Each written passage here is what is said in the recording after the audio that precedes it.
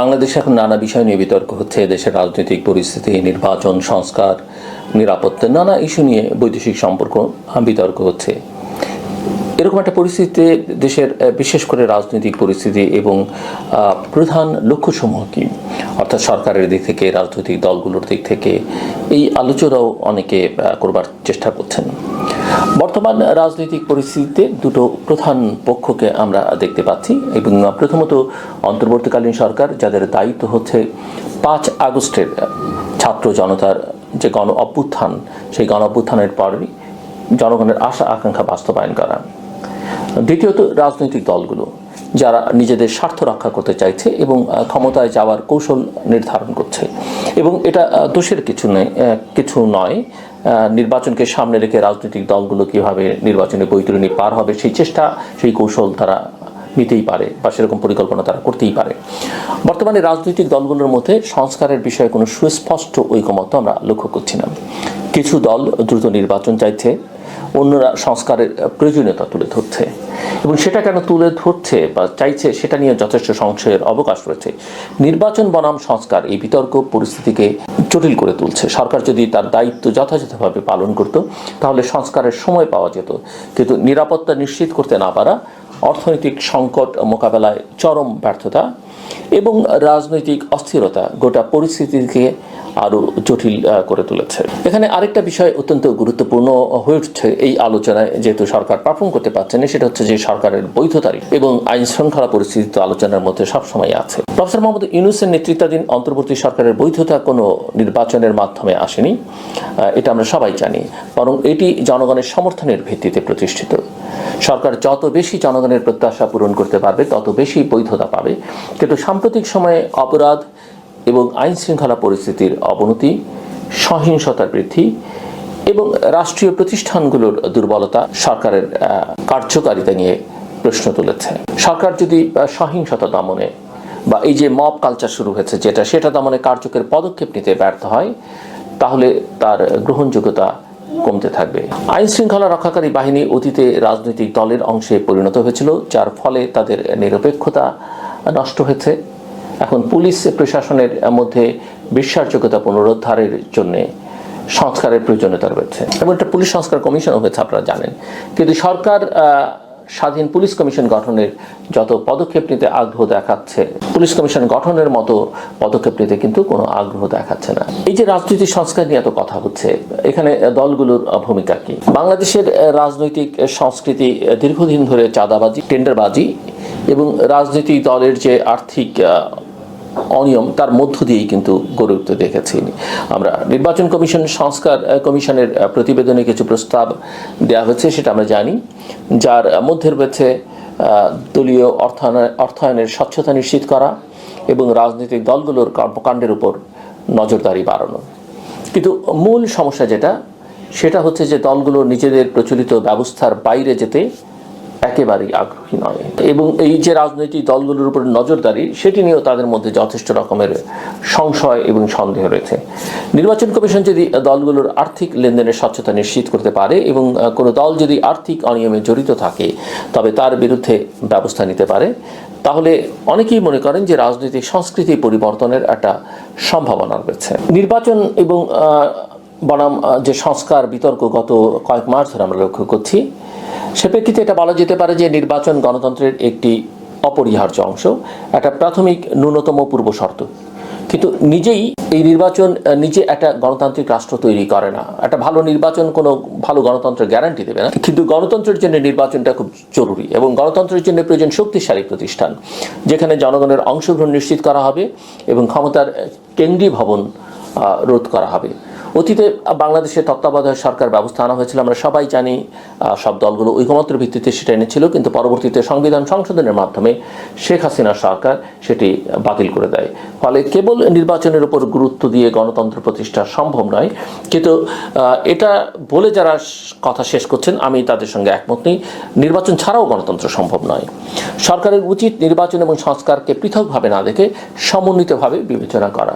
নির্বাচন যাতে নিরপেক্ষ অবাধ হয়, সেজন্য প্রশাসন এবং নিরাপত্তা বাহিনীর নিরপেক্ষতা নিশ্চিত করতে হবে এবং নির্বাচনের জন্য এটা অত্যন্ত গুরুত্বপূর্ণ। এটা শুধুমাত্র নির্বাচন কমিশনের উপরে নির্ভর করবে না। অনেক স্থানীয় সরকার নির্বাচন চাইছেন এবং ক্ষমতার বিকেন্দ্রীকরণের কথা বলছেন।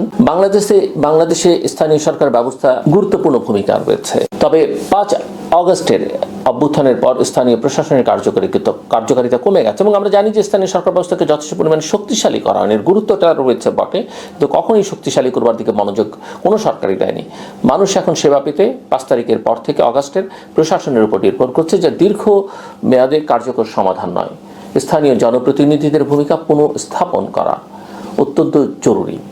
সম্প্রতি একটি বেসরকারি প্রতিষ্ঠানটি জরিপ করেছে এবং সেই জরিপ বলছে যে শতকরা 65% মানুষ বলছেন তারা জাতীয় নির্বাচনের আগে স্থানীয় সরকার নির্বাচন চান। কিন্তু রাজনৈতিক দলগুলো এই দাবির সঙ্গে একমত নয়, কারণ তারা নিজেদের রাজনৈতিক স্বার্থ বিবেচনা করছে।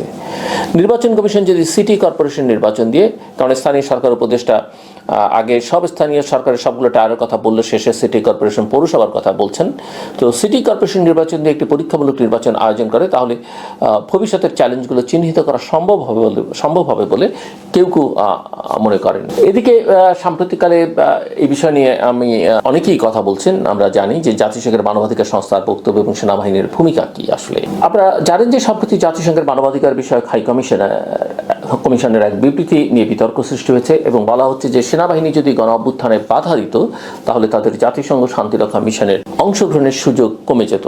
তবে এটি কতটা সত্য তা যাচাই করা প্রয়োজন। কিন্তু বাংলাদেশের সেনাবাহিনী শুধু জাতিসংঘ শান্তিরক্ষা মিশন থেকে লাভবান হয় না, বরং এর মাধ্যমে বাংলাদেশ দেশ হিসেবে বৈদেশিক মুদ্রা অর্জন করে, যেটা আমাদের অর্থনীতিকে শক্তি যোগায়। তাই জাতিসংঘের এই মন্তব্যের প্রভাব বিশ্লেষণ করা অত্যন্ত জরুরি। তবে এই কথা ঠিক যে আমাদের নিরাপত্তা বাহিনী এবং আইন শৃঙ্খলা রক্ষাকারী বাহিনীগুলো অনেক সময় জনগণের বিপক্ষে গিয়ে যদিও সরকারের নির্দেশ তাদের মানতে হবে, কিন্তু কতটা নির্দেশ মানবেন, কোন নির্দেশ মানবেন না মানবেন তারও একটা সীমারেখা আছে। সেই জায়গায় তাদের অনেক ব্যক্ত বিচ্যুতি আমরা লক্ষ্য করেছি। সো বর্তমান পরিস্থিতিতে রাজনৈতিক দলগুলোর স্বার্থ এবং অন্তর্বর্তী সরকারের কার্যকারিতা নিয়ে প্রশ্ন উঠছে। সংস্কার ও নির্বাচনের মধ্যে একটি সুসমন্বিত কৌশল গ্রহণ করা অত্যন্ত জরুরি। সরকার যদি আইন শৃঙ্খলা পরিস্থিতি উন্নত করত এবং আইন শৃঙ্খলা পরিস্থিতি উন্নত করতে এবং প্রশাসনকে নিরপেক্ষ করতে কার্যকর ব্যবস্থা নেয়, তাহলে নির্বাচন নিয়ে বিতর্ক কমবে। স্থানীয় সরকার ব্যবস্থার কার্যকারিতা নিশ্চিত করাও জরুরি, যাতে জনগণের সেবা নিশ্চিত হয়। একটি গণতান্ত্রিক এবং কার্যকর রাষ্ট্রের জন্য কেবল নির্বাচনই যথেষ্ট নয়, যে কথা আমি আগেও বলেছি, বহুবার বলেছি, আজকেও বলেছি, বরং রাষ্ট্রের বিভিন্ন স্তরে প্রাতিষ্ঠানিক সংস্কার দরকার। নির্বাচন কমিশন, প্রশাসন এবং আইন শৃঙ্খলা রক্ষা বাহিনীকে নিরপেক্ষ করতে পদক্ষেপ না নিলে আগামী নির্বাচনও বিতর্কিত হতে পারে। তাই সরকার এবং রাজনৈতিক দলগুলোর উচিত সংস্কারের ব্যাপারে বাস্তবসম্মত উদ্যোগ নেওয়া এবং জনগণের প্রত্যাশা পূরণ করবার চেষ্টা করা। এবং আমি মনে করি যে সেই জায়গায় আমরা তেমন কোনো লক্ষণ দেখতে পাই না, কোনো দিক থেকে দেখতে পাই না, তবে উদ্যোগটা কিন্তু প্রধানত সরকারের দিক থেকে আসতে হবে। আলোচনা শেষ করবার আগে আমি ফুটনোট হিসেবে বা পুনশ্চ হিসেবে কয়েকটা লাইন একটা কথা বলতে চাই। সম্প্রতি আপনারা জানেন যে একটি হসপিটালকে কেন্দ্র করে আমি একটি ব্লগ করেছিলাম এবং সেই হসপিটালে একজন মৃতের দেহ ছাড় করবার ক্ষেত্রে যে হসপিটালের সঙ্গে মৃত যে বাচ্চাটি ছিল তার পরিবারের যে বাকবিতণ্ডা, সেটিকে কেন্দ্র করে একজন সমন্বয়কের ফোন, সেটি নিয়ে আমি কথা বলেছিলাম এবং তার প্রেক্ষিতে আমি কারো নাম উচ্চারণ করিনি। একজন সমন্বয়ক, যাকে নিয়ে আমি আগেও কথা বলেছি, কেন আমি তাকে পছন্দ করি, কোন জায়গায় তার ব্যাপারে আমার আপত্তি, সেগুলো নিয়ে আমি আগেও বেশ কয়েকজন গুরুত্বপূর্ণ সমন্বয়ক নিয়ে কথা বলেছিলাম, আপনাদের স্মরণ থাকবার কথা। তিনি একটি স্ট্যাটাস দিয়েছেন এবং সেই স্ট্যাটাসে তিনি বলেছেন, তিনি নিজেই বলেছেন তিনি এই ঘটনার সঙ্গে যুক্ত, কিন্তু আমি যেভাবে বলেছি সেভাবে নয় এবং অনেকটা আমি অসত্য কথা বলেছি বা বাড়িয়ে বলেছি সে কথাও তিনি বলেছেন এবং আমার কাছ থেকে যে অনুপ্রেরণা আগে পেয়েছেন সেখানে আমার কাছ থেকে এটা তার প্রত্যাশা নয়। প্রথম কথা, আমি কারো নাম বলিনি। দ্বিতীয় কথা হচ্ছে, আমি না জেনে না বুঝে প্রকৃত তথ্য প্রমাণাদি ছাড়া কথা বলি না। শুধু এই হসপিটাল নয়, আর হসপিটালে ঘটনা ঘটেছে, একই রকমের ঘটনা ঘটেছে। সেখানে একজন সেনা কর্মকর্তার চাকরি হয়ে গেছে মিরপুরের। সো আমি সেগুলো আলোচনার মধ্যে আনতে চাই না, কিন্তু এবং আমি বিশেষ কাউকে উদ্দেশ্য করে কথা বলছি না, কিন্তু প্রবণতাটা এটা সবাই জানেন। আমি আপনি স্বীকার করি আর না করি, আমরা কে কী করছি, কে কোথায় কে কী করছেন, এখন সব জানে, কেননা গোয়েন্দা সংস্থাগুলোর যে তৎপরতা, তাদের যে লজিস্টিক্স, সেগুলো এখন অনেক কিছুই প্রমাণ বহন করে। এবং শুধু তাই না, আমি তাদের কথা বলি কেন, সাধারণভাবে মানুষ অনেক টেকনিক্যালি অনেক জ্ঞান সম্পন্ন তরুণ এখন বাংলাদেশে রয়েছে। তারা এর ফোন হ্যাক করছে, ওর ইমেল হ্যাক করছে, ওর ফোন টেপ করছে। সাধারণ মানুষকে দেখে, আমি নিজে পারি না, কিন্তু অনেকের কনভারসেশন কীভাবে নিজেদের কনভারসেশন রেকর্ড করে। কাজেই প্রমাণাদি কিন্তু অনেক কিছু আছে। অনেকে কথা বলে না। বাংলাদেশের বড় সমস্যা হচ্ছে যে শেখ হাসিনার এই 15 বছরের দুঃশাসনের সময় খুব বেশি মানুষ কথা বলতো না। আমি নিজে তো কথা বলতাম না, কারণ আমার কাজটা হচ্ছে মাঝামাঝি থেকে একটা নিরপেক্ষ অবস্থানে কাজ করা। কিন্তু আমি যখন দেখেছি যে কথা বলার মানুষ কমে গেছে, তখন একসময় বাধ্য হয়ে কথা বলতে শুরু করেছিলাম। এবং আওয়ামী লীগের আমলে আমার কি পরিস্থিতি ছিল আপনারা জানেন। বিএনপির আমলেও যে খুব একটা স্বস্তি শান্তিতে ছিলাম, বিএনপি জামাত যখন সরকারে ছিল, সেটাও বলা যাবে না। এবং এই সরকারের আমলও যে সেটা আমি বা অনেকেই আছেন, এটা বলা যাবে না। এক ধরনের যে ভয়ের আবহ সংস্কৃতি, সেটা কিন্তু সমাজে আছে। কথা বলে না মানুষ সেই কারণে। একসময় গোয়েন্দাদের ভয় ছিল, আইনশৃঙ্খলা রক্ষাকারী বাহিনীর ভয়, এখন অনেকের মধ্যে মবের ভয় ঢুকেছে। এখন কে কোথায় এসে বাড়িঘর ভেঙে দিয়ে যাবে, এইসব নানা ভয়ে মানুষ কথা বলে না। আমি বলছি, হ্যাঁ, আমার ভুল হতে পারে, ভুল যদি সংশোধন করে দেন তাতে আমি খুশি হব। কিন্তু আমি মোটামুটিভাবে নিশ্চিত, অনেকেই বলছেন যে আমি কেন এই বিষয়ে কথা বললাম না, এত বড় স্ট্যাটাসে দেওয়ার পরে কাজে আমার কথার উপরে আর নির্ভর করা যায় না, বিশ্বাস করা যায় না, একদমই না। সব বিষয়ে সবার সঙ্গে বিতর্ক করতে নেই, সব সত্য নিয়ে সবসময় সবার সঙ্গে তর্কে জড়াতে নেই। এটি হচ্ছে আমার শিক্ষা এবং আমার কৌশল। আমার মনে হয় আমি আপনাদেরকে বোঝাতে পেরেছি। কারো বিরুদ্ধে আমার অভিযোগ নেই, কিন্তু যখন আমার বিরুদ্ধে অভিযোগ করবেন, তখন আমাকে এই কথাটুকু বলতেই হবে।